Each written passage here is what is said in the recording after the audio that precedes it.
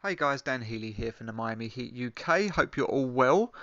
Kyle Lowry, ladies and gentlemen, has been the topic of discussion on the timeline for the last 24 hours, and I felt the need to come on and give my thoughts and my musings on the situation because I feel like I need to jump to the defence of the man. Some of the takes I've seen are wild, and I put out a tweet today to say that I believe Kyle Lowry was our second best player this season, behind, way behind, let's be fair, Jimmy Butler, who was head and shoulders our best player, no debate about that.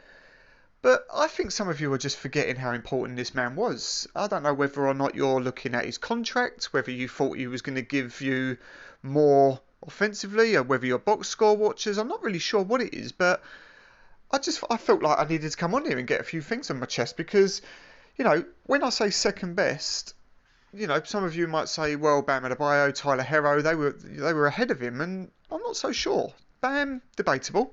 Let's just talk about Bam for a second. Defensive Player of the Year, in our opinion, of course. Robbed to not even be in the top three. Defensively efficient, excellent, generational, some might say. Offense, got better, but we still finished this season with the same opinions. That he's not looking at the basket enough. That he's not dominating post-ups, that he's not being aggressive enough. These conversations came up several times, again, this season, about the alpha mentality and so on. Did he have a good season? Yeah, definitely. Did the injuries come at a bad time? Yeah, he probably would have been an all-star. And not a good season. I'm not slandering Bam at all.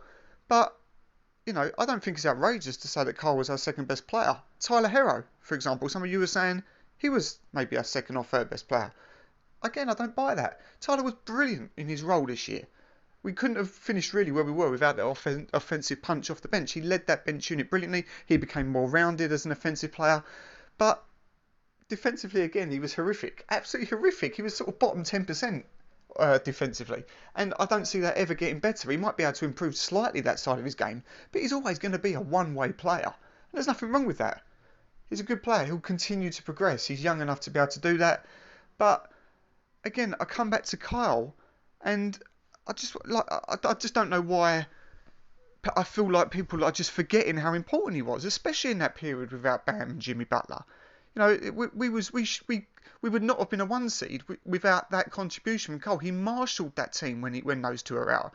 I remember when that stretch came, it was like 6 week stretch without them, and we was all saying, well, by that point, I think it was around the third or fourth seed. We was a few games away from top. We was also only a few games away from the play-in seedings.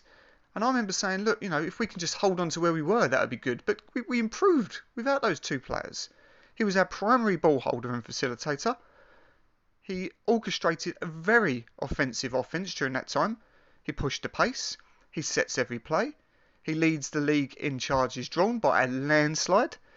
He was your point of attack defender. He was your leader on court every single game.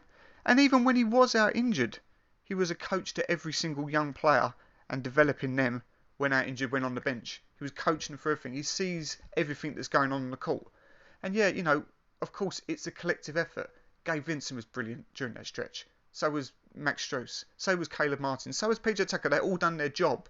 But we would not have been a one seed without Kyle Lowry. He was our most impactful player the whole season, behind Jimmy Butler, of course.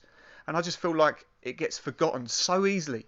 Because I don't know, maybe you just didn't want the player to start with. Maybe, you expected more from the contract. Maybe you're just box score watchers, as I said, and you just expected it. I'm not saying he couldn't have done more. He could have maybe have offered a bit more, especially on the offensive end. But come on, like to the slander that I've seen to say, people were saying Max Strus was better than him. PJ Tucker, it was, no, sorry, I don't get the take there. I think your opinions have been skewed because of the fact that he was injured at the wrong time of the season. During the crucial time, he pulled his hamstring, and despite him coming back and trying to still put in some sort of performance, yeah, he was awful. Why? Because he was playing with one hamstring, and I think that's what's been stuck now. That's what you're remembering. Pat called him out at the end of last season a little bit to say conditioning is going to be an important thing. And we've seen the pictures, we've seen the response to that. He looks in shape now, he looks strong.